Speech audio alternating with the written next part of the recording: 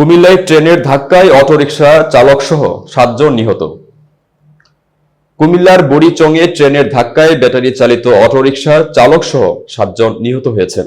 এ ঘটনায় আরও একজন আহত হয়েছেন।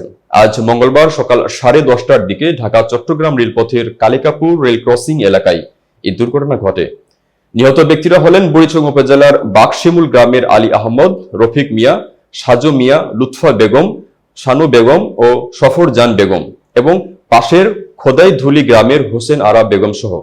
তাৎক্ষণিকভাবে যাত্রীদের মধ্যে সম্পর্কের বিষয়টি নিশ্চিত হওয়া যায়নি বলে জানিয়েছেন বুড়িচং থানার ভারপ্রাপ্ত কর্মকর্তা আজিজুল হক।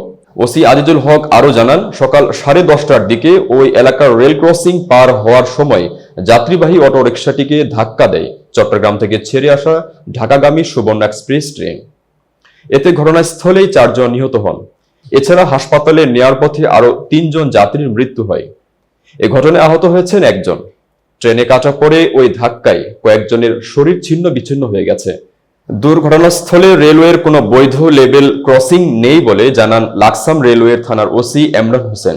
তিনি বলেন, যেখানে দুর্ঘটনা ঘটেছে সেই লেভেল ক্রসিং অবৈধ।